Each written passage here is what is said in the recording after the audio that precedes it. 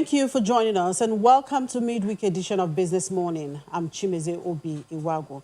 As the international community continues to follow developments in the United States following an election which saw the former Vice President Joe Biden emerge as the president-elect, analysts have been looking at what a Biden win will mean, not just for the global economy, but for Nigeria-U.S. trade relations. While the United States is Nigeria's main trading partner, Nigeria's exports to the U.S. continue to primarily be crude oil and agricultural produce, while imports are largely wheat, vehicles, machinery, and plastics. Both countries did around $10 billion of trade in 2019. Let's have this conversation with a trade expert, John Isemede. Thank you very much, Mr. Isemede, for joining us on the program. Well, with Biden presidency, are we likely to see a shift towards a more liberal trade globally? Across the globe, yes. But within Nigeria, the answer is no. Why do you say so? Because now the issue in America is not very clear. People said Biden won the election, and Trump is saying that he's not giving up, and we don't know how it's going to end, and whether it's going to be power sharing that he's teaching us, or they will go to the electoral court, they will go to the Supreme Court. The truth of the matter is that if you look at American foreign policy, the central point, or the summary of American foreign policy is nothing but interest, interest, interest. That of Nigeria is Africa is a cornerstone. We fight for other people and we don't put our own house in order. If we look at the whole scenario, President Joe Biden is not the first American president. We don't want to go back to history. We know what Abraham Lincoln did, how people were brought back to West Africa and resettled them. What Jimmy Carter did, and today Jimmy Carter footprint is still in Zambia. The Sasakawa project, maize project and all that. What of Clinton? What of George Bush, the AGOA? What of our own brother, Obama? So the issue of saying that things will change, yeah, there was jubilation all over the world, because what we'll be hearing was America and China, and people were jubilating that with the exit of Trump, things will improve, because those countries have trade policy. But here, we don't have a trade policy. We only depend on importation. Now, we have seen, of course, so far our trade relations with the United States. Now, are we likely to see more trade between Nigeria and the United States? The answer is no. Let me give you the picture from 1960. We got independence on the 1st of October. Before then, America has already established a mission in Nigeria. In September 1960, America opened their embassy. And Joseph Palmer was the first American ambassador to Nigeria. And what we've seen all along, 1960 to 1970 could have been a golden era for Nigeria. That was the time we got our independence. Although the leaders at that time came up with what we call the National Rolling Plan. When we got independent, the contribution of oil to our GDP was only 1%. When the military came in 1966, it was 9% to our GDP. Look at the situation today. And during that period of 1960 to 1970, infrastructure was not the problem. We had the Nigerian Airways we inherited from the British in 1958. The railway system was very efficient. Then between 70 and 90, after the Civil War, we did not devalue our currency. We did have issues. Between 70 and 1980 was the era of cement and mother and all that. We had so much money, and there was little or not on investment. 1980, that was when we had the first shock. We did not even look inwards. And what we were doing at that time was, after the cement and mother, we were coming with all the policies of stabilization and all that. 1990 was when the MDA started coming. Today, we have more than 1,000 MDA. Over 400 of them cannot even pay salary, because the people we have appointed are not giving target. Their own is to organize seminars and workshops. 2000, we started selling agricultural infrastructure. And today, where have we found ourselves? That we are begging America. When America came up with the issue of AGOA, how did we fare? What did we do? Can we compete with Ghana on AGOA? So there are so many questions.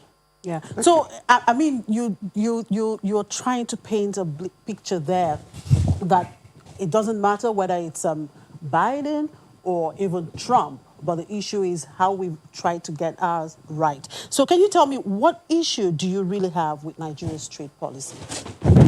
Thank you very much. Every country must have a foreign policy. Our own foreign policy, from the time of the Prime Minister Balewa in 1960, to the first Foreign Affairs Minister, Chief Jaja Wanchuku, to the present day, our foreign policy has not changed. Our foreign policy is not tied to trade. We have a foreign policy, we have a foreign policy objective, but we don't have a foreign policy strategy. How can we engage? Today, we have more than 10 different groups advising Mr. President, economic team, the focal points. We are talking of those on trade facilitation. We are talking of ease of doing business in a country that has no trade policy. The last trade policy we have was signed in Doha, the one we took to Doha in 2001. And from that time, in Geneva, we could not. In Kenya in 2015, but we have to give it to Dr. Agaga. In 2011, he set up a committee, which I was a member. In 2013, he took that policy to Bali in Indonesia to be approved by the WTO. Came back today, as I'm talking to you, that thing is gathering dust. So a country without a foreign policy, how can you engage America? That's why some of us came up about a year ago. I was here with you when we were talking of Africa Continental Free Trade. The first question I asked is that ECOWAS Secretariat have been in Abuja for the past 45 years. What has been the benefit? That trade within West Africa is only 5%. In the African continent, it's 14%. Are we waiting for America, for us to have critical infrastructure, for us to engage our neighbors? Because we don't have a Nigerian carrier, we don't have a shipping line, our port is not configured to handle export, and we don't even have quality system or quality infrastructure. If you go to My 12, what you see there, you cannot trace it back to the farm. But what the import you see from South Africa and all that, for Apple, you can trace it back to the country, to the tree, and to the farm. So how are we going to engage America, even if Biden is there? Because we are not prepared. They gave us AGOA on the platter of gold, in line with the ACP agreement of the Lomé Convention, which we have not performed. Right. Okay, you talked about interest, which is, of course, what America tries to portray. And we saw that policy of protectionism play out greatly under President Trump. Now we have the WTO, to coordinate the global trade. And then, of course, who becomes the Director General of WTO has been an issue. And with our own Dr. Ngozi Okonjo-Iweala being the prospect, and then it seems the U.S. is trying to block that. What's the possibility that this could actually happen, that Dr. Ngozi Okonjo-Iweala would emerge as the Director General of the WTO, be it under Biden or even Trump? Thank you very much. WTO is not the first thing.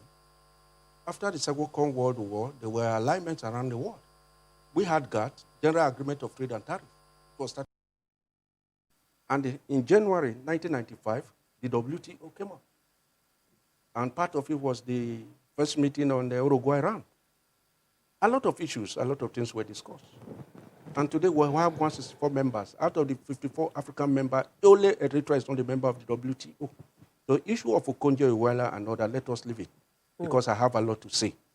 And the other issue, again, is that even when Nigeria was suspended or out of the Commonwealth, our daddy, Chief Emeka Onyeko, was there. So if our sister is there, or Okonjo-Iweala and all that, the basic issue that which he discussed is that what we have on the table at home. How are we working together? Are we coordinating things? A country without a national carrier, and we are talking of border closure. We want to suffocate the economy. So let us put that, because after the announcement, I will come back to this studio and tell you how we can engage. You have your father as a principal of a school, does not mean that you get certificates.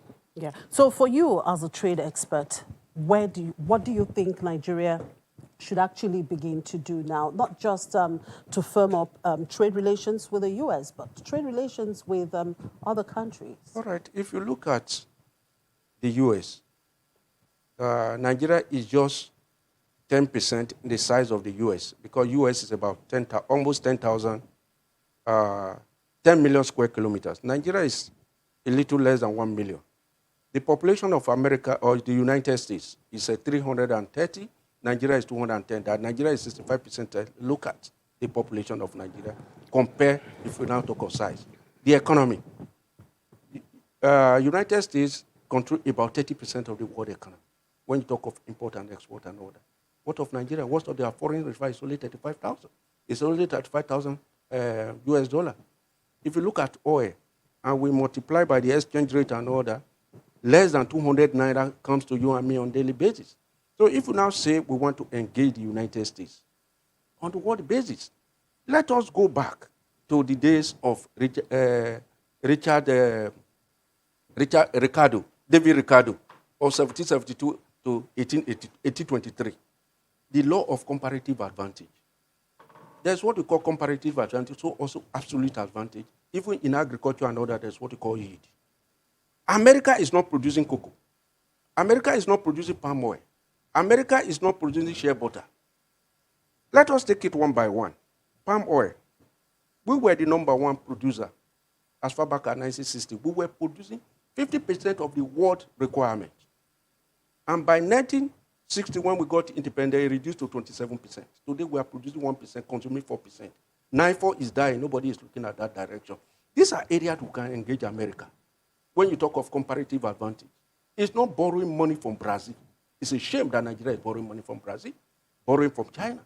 These are countries that were at par with us at 1960. All right. If you now look at palm oil, Nigeria is importing tallow. So why is the value of the naira going down if it's just because of importation and we are not producing? Then if you talk of cocoa, I have traveled around the United States. I did not see any cocoa tree or cocoa plantation. Nigeria is the 3rd or 4th largest producer of cocoa. And if you take of 3rd or largest producer, then we have going to control about 20% of the world production. Can we boast of 1% of cocoa that Nigeria started exporting cocoa beans as far back as 1910? For 110 years, we are still importing cocoa beans. We are not adding value. If we now leave United States for a moment, the biggest cocoa crushing plant in the world is located behind the Nigerian embassy in Netherlands. So you talk of chocolate, you talk of this. So we are talking of engagement. Shea butter. Niger State is the #1 producer in Nigeria. Niger State is bigger than Belgium and Netherlands combined. If you look at their export of agricultural produce, it's more than what the whole of West Africa. And we are not adding value to shea butter. We are #1 producer of shea butter in the world. We are not adding value. We are good in selling and paying export expansion grant to people, middlemen in the city, and leaving the farmers to suffer. If we now look at yam, we produce 72% of the total world yam. What value are we adding? July 2017 to the present is over 3 years. Some group of people who are experts went into yam export. They abandoned experts like us. And at the end of the day, Nigeria could not export 1 tuber of yam to the United States. And we are waiting for Biden to come and change the scenario. No, So if you look at cassava, we produce 38%. We seem to have a lot of There's no commodities coordination. there. Okay, fine. You talked about AGOA. Looking at all of these commodities that you have just mentioned, how much advantage would you say Nigeria has actually taken, of AGOA, to better itself? And if we haven't, how can we move forward from here? How can we move forward? When people are talking of restructuring, people go into the political angle.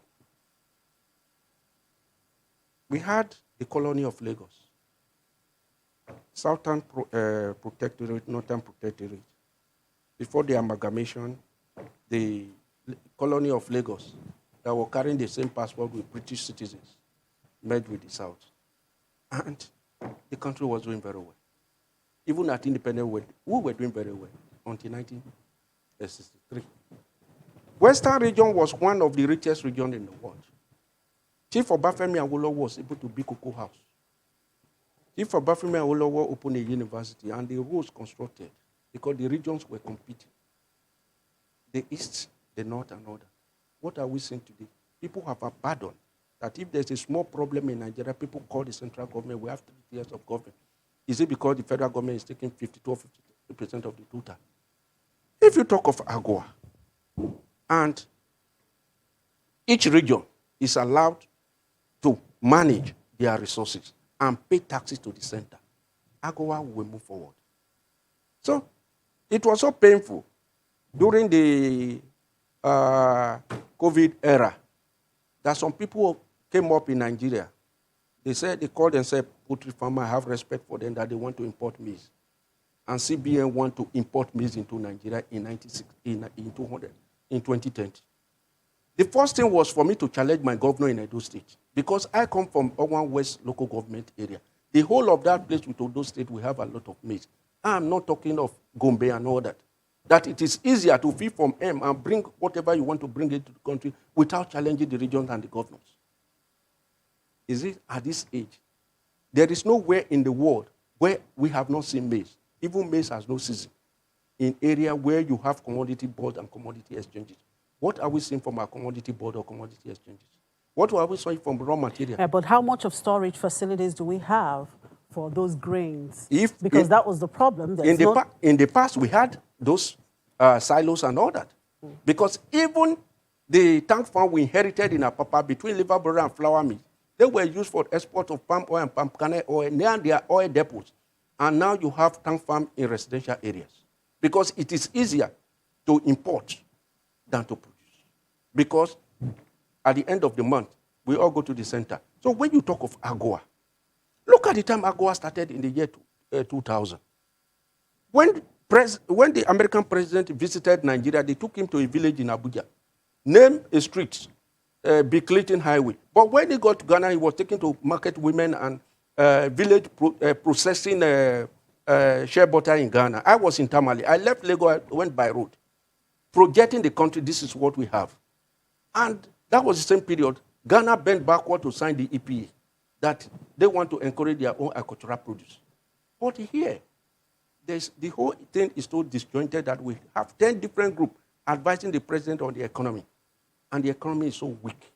We are recording losses. We are recording more or less recession and stagnation. So from 2000 to the present day, what have we exported out of this country under AGOA? We should ask ourselves. Secondly, if you send a child to school at the end of the month, also at the end of the season, when you want to pay the school fee, you ask for the scorecard. How many of these MDAs, with the appointment and all that, have targets? So how do you check them? Apart from seminar and workshop, where they call us to come and talk. Then, look at D8. For 20 years, Nigeria, they don't issue one certificate of origin. This is a product or a produce living in Nigeria. Or what value have been added. For the first 15 years, we did not record anything in AGOA. It was an embarrassment for President Obama. He has to bend backward and extend AGOA by another 10 years. From 2015 to 2025. Now this is 2020. What have we recorded in AGOA that we are saying who is going to be president of America?